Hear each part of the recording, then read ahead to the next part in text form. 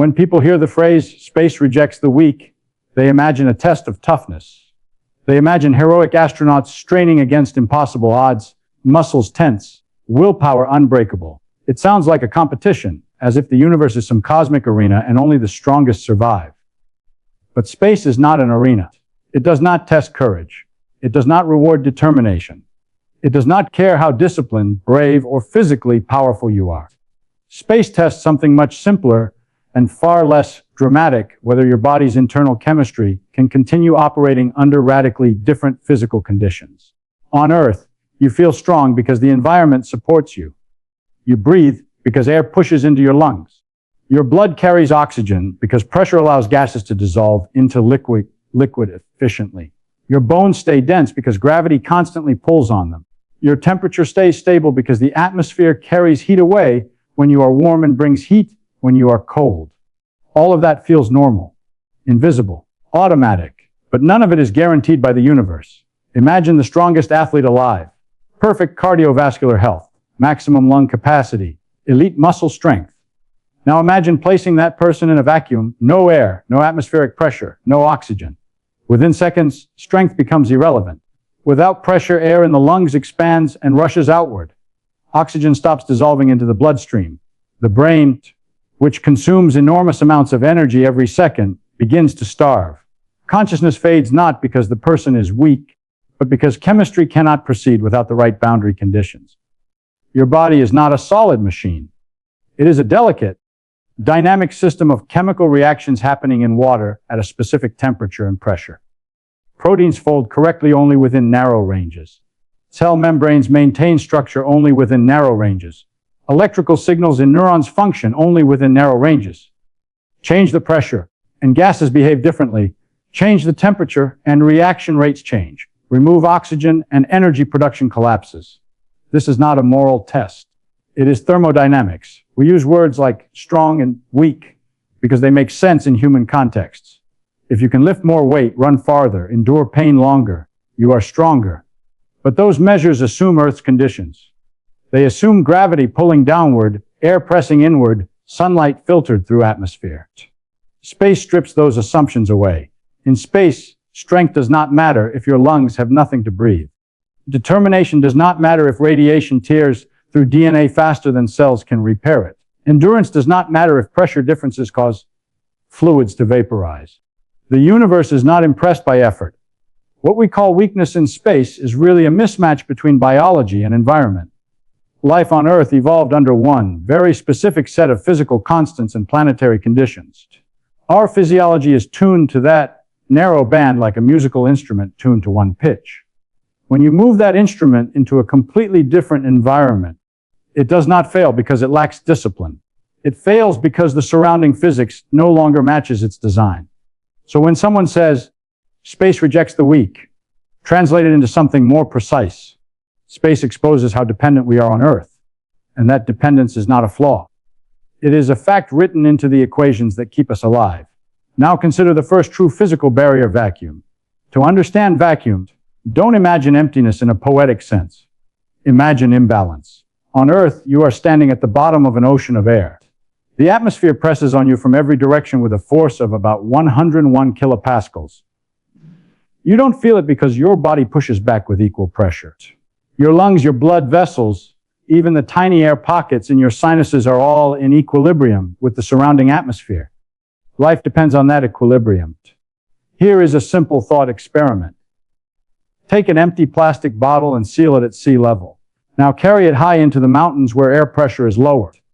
The bottle expands slightly because the pressure inside is now greater than the pressure outside. If the difference becomes extreme, the bottle deforms dramatically. Your body is more complex than a bottle, but the principle is identical. If you suddenly remove atmospheric pressure entirely, as in space, the balance is broken instantly. The air inside your lungs expands rapidly. This is why astronauts are trained never to hold their breath in a vacuum exposure scenario. If they did, expanding gas could damage lung tissue. But the lungs are only the beginning. Boiling is not just about temperature, it is about pressure. Water boils at 100 degrees C at sea level because that's the temperature at which its vapor pressure equals atmospheric pressure. Lower the pressure and the boiling point drops. At sufficiently low pressure, water can begin to boil at body temperature. This does not mean a human body would explode or instantly vaporize, as movies often show. The skin provides structural integrity, and tissues are not open containers. But fluids in the mouth, eyes, and upper respiratory tract would begin to form vapor bubbles. Dissolved gases in the bloodstream would come out of solution. The process is called ebullition. It is not dramatic in appearance, but it is physiologically catastrophic. Oxygen deprivation becomes the real killer. The brain can tolerate only a few seconds without oxygenated blood before consciousness fades. After that, irreversible damage begins within minutes. There have been rare accidental vacuum exposures in testing environments. Data from such incidents show that unconsciousness occurs quickly. But survival is possible if repressurization happens within a short window. This tells us something important: the human body is fragile, but not instantly destroyed. It fails along predictable biochemical timelines, and that is the key idea. Vacuum is not aggressive. It does not attack. It simply removes external pressure and breathable gas. The rest follows from physical law. Even materials behave differently in vacuum. Liquids evaporate more readily. Heat transfer changes. Lubricants can vaporize. Metals can cold weld when pressed together because there is no oxide layer maintained by atmosphere. Engineers must account for all of this when designing spacecraft. Every seal, every valve, every joint exists to preserve pressure. A spacecraft is not just a vehicle, it is an artificial atmosphere wrapped in metal. Inside it, pressure is life. Outside it, pressure is zero. The boundary between those two states may be only centimeters of engineered material. And across that thin boundary lies one of the most dramatic transitions in all of physics. From a world where chemistry supports life to a world where chemistry rapidly unravels. This is why vacuum is the first and most immediate truth about space. It reveals that what feels solid and stable on Earth is actually maintained by invisible forces pressing inward every second of your existence. Remove those forces, and the illusion of independence disappears. Now consider something you cannot see, cannot feel immediately, and yet is constantly passing through you even on Earth. Radiation. Radiation in space is not like the green glow in science fiction.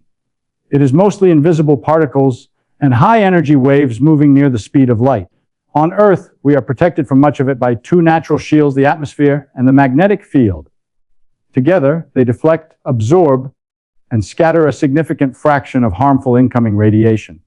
Remove those shields, and the exposure changes dramatically. There are two primary sources of concern in deep space.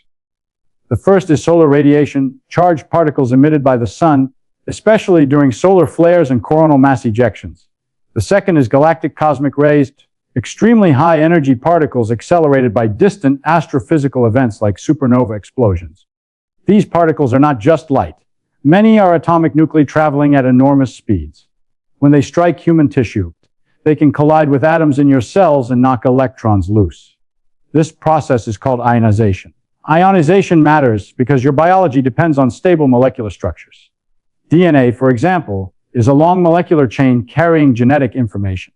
When ionizing radiation passes through it, it can break chemical bonds or alter the structure of the molecule. Your body is not defenseless. Cells have repair mechanisms. Enzymes scan DNA and fix many types of damage. On Earth, this system works reasonably well because background radiation levels are relatively low and consistent. But in deep space, the flux of high-energy particles increases. A single galactic cosmic ray can pass through a spacecraft wall and through an astronaut's body, depositing energy along its path. That energy can damage multiple cells in a line. Here is the unsettling part. We understand the physics of radiation quite well. We can measure particle energies. We can calculate dose rates. We can simulate shielding effectiveness. What we do not fully understand is the long-term biological consequence of continuous low-dose exposure in deep space over years. Short missions in low Earth orbit, such as those aboard the International Space Station, still benefit from partial shielding by Earth's magnetosphere. Even there, astronauts receive higher radiation doses than people on the ground. But missions to the Moon or Mars would involve extended exposure outside that protective bubble. Radiation risk is probabilistic. It does not guarantee immediate sickness. Instead, it increases the probability of mutations, cancer, degenerative tissue damage, and possibly cognitive changes. Think of it like microscopic hail constantly striking a complex machine. Most impacts cause minor dents that are repaired. Occasionally, one hits something critical. There is also the problem of solar particle events. During a powerful solar flare, radiation levels can spike significantly. Spacecraft must include shielding areas where astronauts can shelter during such events. Timing becomes crucial. Unlike vacuum, radiation does not cause immediate unconsciousness. Its danger unfolds over time. It is cumulative. This makes it psychologically difficult to grasp. Humans respond strongly to visible threats, fire, falling objects, predators. Radiation offers no such drama. You cannot see it. You cannot feel it passing through you. And yet, on a molecular scale, it quietly alters the architecture of life. This is what makes radiation one of the most profound challenges of deep space travel. It is not cinematic. It is statistical. The universe is filled with energy moving in every direction. On Earth, we are buffered from much of it. In space, that buffer thins. The threat is not that space is actively hostile. The threat is that our biological repair systems evolved under sheltered conditions. Beyond that shelter, the balance between damage and repair shifts. And we are still learning where that new balance lies. Now remove something even more fundamental than air or radiation. Remove weight. On Earth, gravity is so constant that it becomes invisible to your awareness. You wake up, stand, walk, sit, lie down, and at every moment gravity is pulling on every atom in your body. You do not notice it because you have never experienced its absence. But your cells notice it continuously. Your bones are not solid, unchanging structures. They are living tissues. Specialized cells called osteoclasts break down bone. Other cells called osteoblasts build it back up. This process is dynamic and ongoing. Bone is constantly being remodeled in response to mechanical stress. Gravity provides that stress. When you stand, your skeleton supports your body weight. When you walk or run, forces travel through your legs and spine. These stresses signal your body that strong bones are necessary. The more load your skeleton experiences within healthy limits, the more your body reinforces it. Now imagine removing that load entirely. In orbit, astronauts experience microgravity. They are not beyond gravity. Earth's gravity is still acting on them, but they are in continuous free fall around the planet. The result is weightlessness. Without weight pressing down, the mechanical stress on bones drops dramatically. The body interprets this correctly. Excess structural mass is metabolically expensive. If it is not needed, reduce it. Bone density begins to decrease. Astronauts can lose measurable bone mass over months in microgravity. Muscles weaken as well, especially those responsible for posture and movement against gravity. Even with rigorous exercise routines aboard spacecraft, complete prevention of these losses is difficult. This is not failure, it is adaptation. Biology is efficient. It responds to environmental signals. In microgravity, the signal changes. There are additional effects. Fluids in the body redistribute. On Earth, gravity pulls fluids downward, creating pressure gradients. In microgravity, fluids shift toward the upper body and head. Astronauts often experience facial puffiness and changes in vision. The shape of the eyeball can alter slightly due to pressure differences. The cardiovascular system also adapts. On Earth, your heart works against gravity to pump blood upward to the brain. In microgravity, that challenge disappears. Over time, the heart muscle can lose some conditioning because the workload changes. Balance and orientation become confused because the inner ear relies partly on gravity to determine. And down. Remove that reference, and the brain must recalibrate. What is striking is how quickly the body begins to adjust. Within days, measurable physiological changes occur. Within weeks and months, structural changes follow. And then, when astronauts return to Earth, gravity reasserts itself. Suddenly, bones that have thinned must bear full weight again. Muscles that have weakened must support posture. The cardiovascular system must once again fight against a vertical column of blood. Adaptation can be challenging. This teaches us something subtle but important. We often think of our bodies as fixed entities, but they are better understood as responsive systems tuned to a gravitational environment. If humans were born and raised in long-term microgravity, how would their development differ?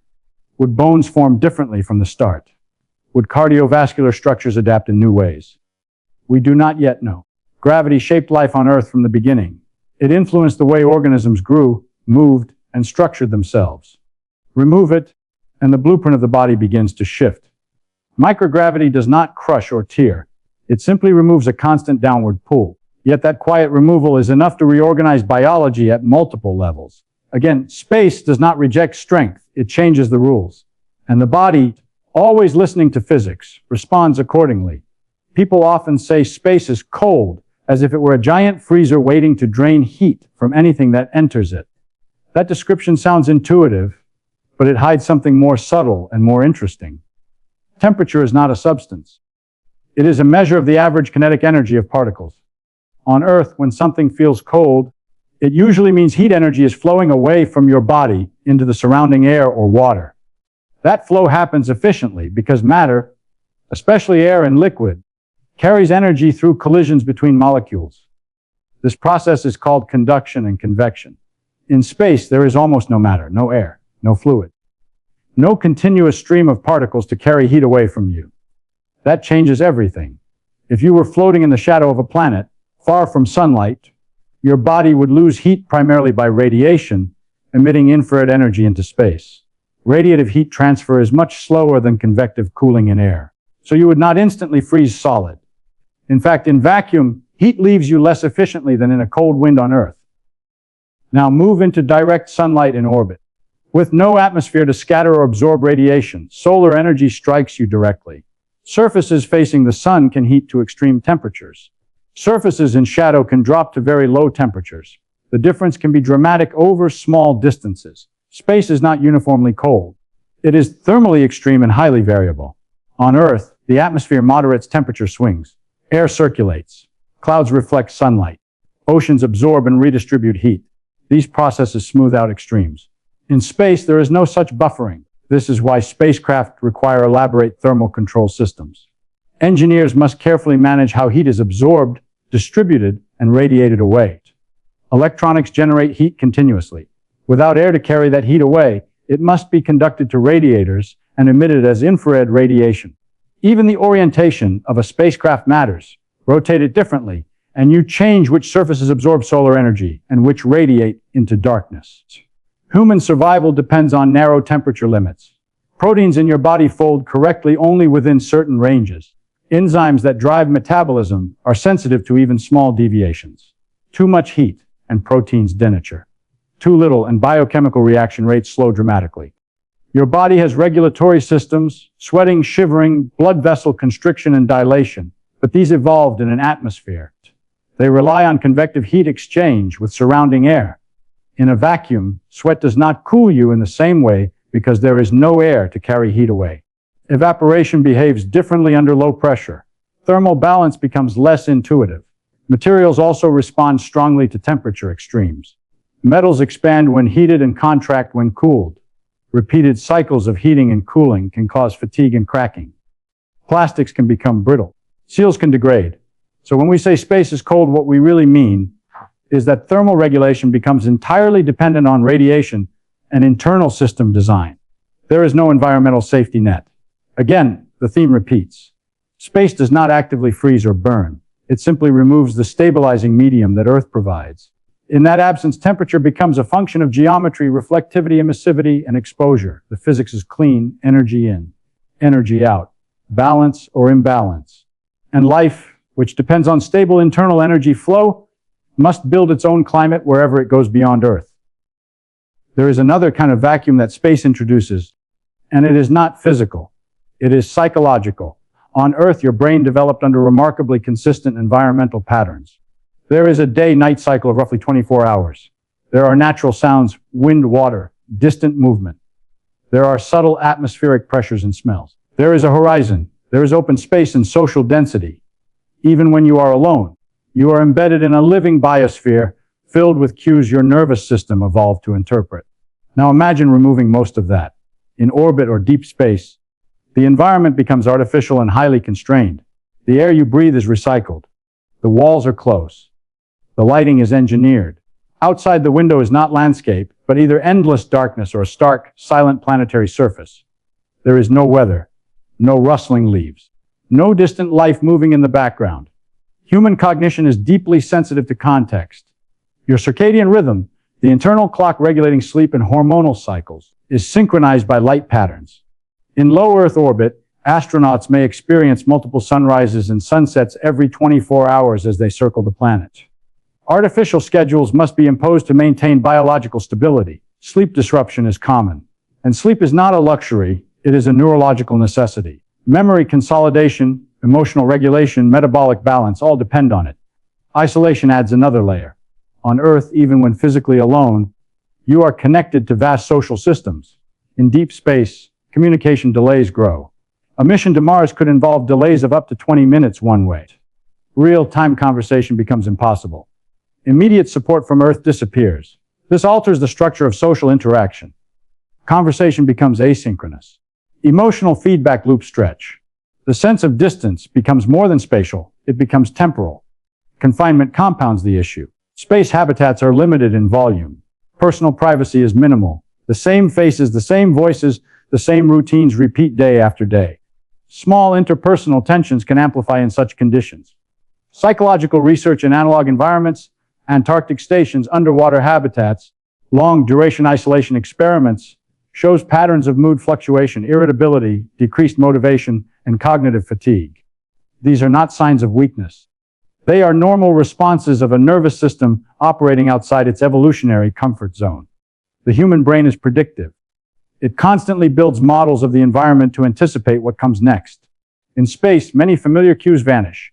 There is no breeze before a storm. No gradual dimming before nightfall unless artificially programmed. The external world becomes abstract and distant. Even the perception of Earth from orbit can be psychologically powerful.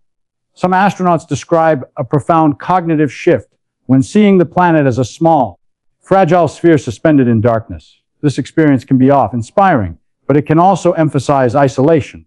We understand certain neurochemical processes involved in stress and adaptation. We can measure cortisol levels, monitor sleep cycles, track cognitive performance.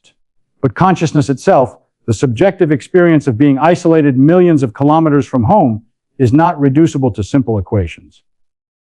Extended missions raise deeper questions. How does long-term separation from natural environments shape identity? How does growing up in a closed artificial habitat affect a developing mind?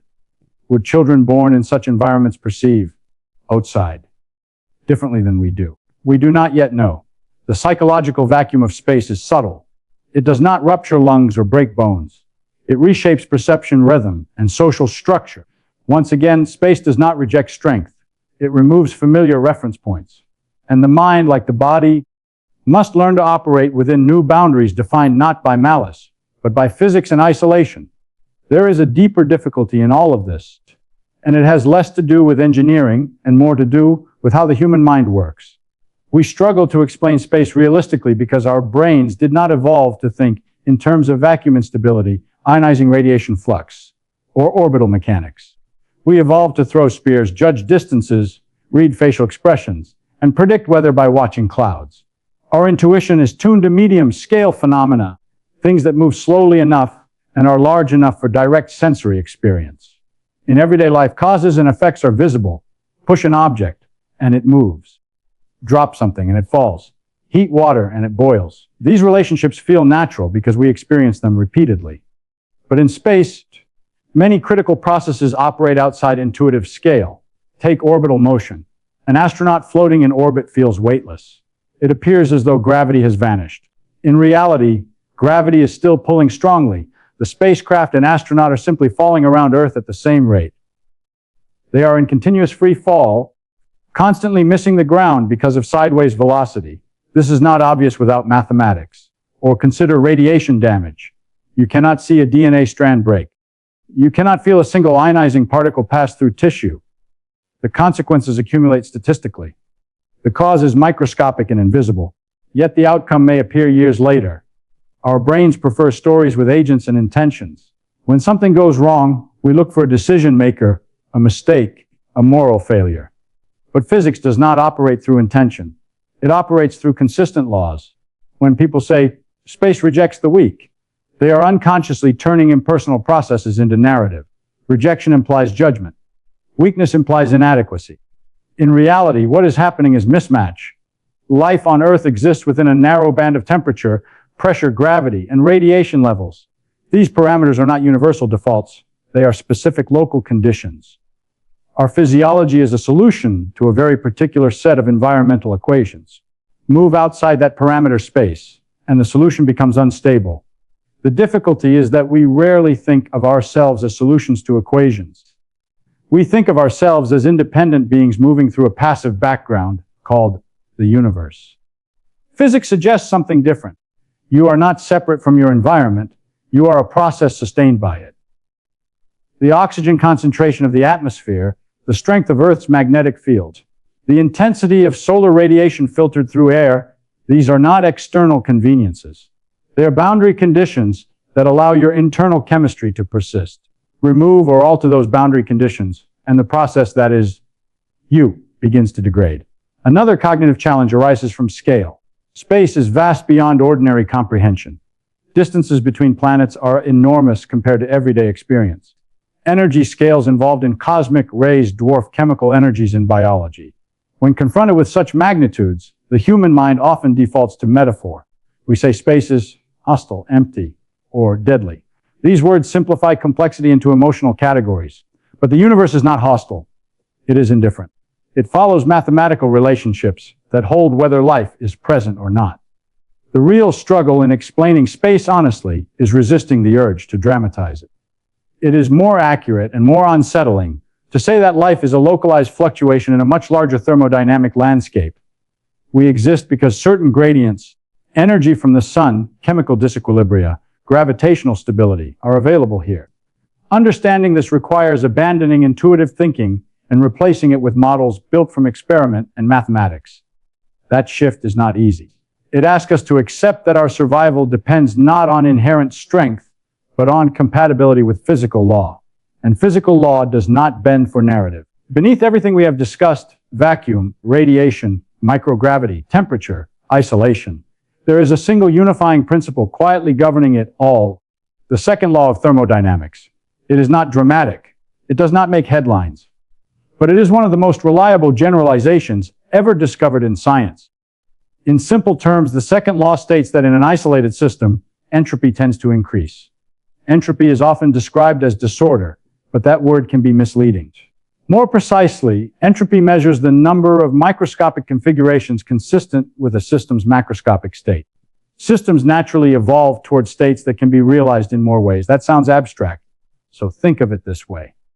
Imagine a perfectly tidy room, every object carefully arranged. Now imagine shaking the room randomly. Over time, the room is far more likely to become messy than more organized. There are vastly more disordered arrangements than ordered ones. Order is statistically rare. Life is order. Your body maintains highly organized molecular structures. Proteins fold into specific shapes. DNA stores information in precise sequences. Cell membranes maintain voltage differences. Metabolic pathways follow regulated steps. All of this represents low entropy, highly specific arrangements of matter and energy. But life does not violate the second law. It does not decrease entropy globally. Instead, it maintains local order by exporting entropy to the environment. You consume low entropy energy sources, like food or sunlight, and release higher entropy waste, heat, and byproducts. On Earth, this works because there is a continuous flow of energy from the sun. The planet is not an isolated system. It receives low entropy solar radiation and radiates higher entropy infrared energy back into space. This energy gradient allows complex structures, including life, to persist. Now consider space. In deep space, away from stars and planetary surfaces, there are far fewer accessible energy gradients. There is no ready supply of chemical nutrients, no stable liquid water, no thick atmosphere moderating fluctuations. Entropy dominates. Any artificial habitat in space must actively fight entropy. Life support systems recycle air and water. Thermal systems regulate temperature. Shields block radiation. All of these require energy input and constant maintenance. If the energy supply stops, entropy wins. Air mixtures drift away from optimal composition. Temperature gradients collapse or become extreme. Materials degrade. Biological systems fail. This is not because the universe is trying to destroy order. It is because disorder is statistically favored. Even on Earth, the struggle against entropy is constant. The difference is that the planet provides a massive energy infrastructure, solar input, atmospheric circulation, geological cycles, that buffers and sustains complexity. In space, you must build that infrastructure artificially, in miniature. Closed ecological systems highlight this challenge. Imagine a sealed habitat designed to recycle everything indefinitely. Plants convert carbon dioxide to oxygen. Microorganisms break down waste. Water is purified and reused. In principle, such systems can function. In practice, they are delicate. Small imbalances can grow over time. Trace contaminants accumulate. Biological populations fluctuate unpredictably. Feedback loops become unstable. The second law does not forbid local order. It simply ensures that maintaining order requires continuous work and energy flow. This reframes the phrase, space rejects the weak. What space really reveals is that life is an ongoing battle against statistical probability. On Earth, we have abundant energy gradients to draw upon. In deep space, those gradients must be engineered. Every spacecraft is a thermodynamic island, a small region where energy flows are carefully managed to preserve low entropy inside. Outside, the universe trends toward equilibriums. Understanding this changes how you see survival. It is not about toughness. It is about managing energy flow in accordance with fundamental physical law. And those laws are patient. They operate whether we notice them or not.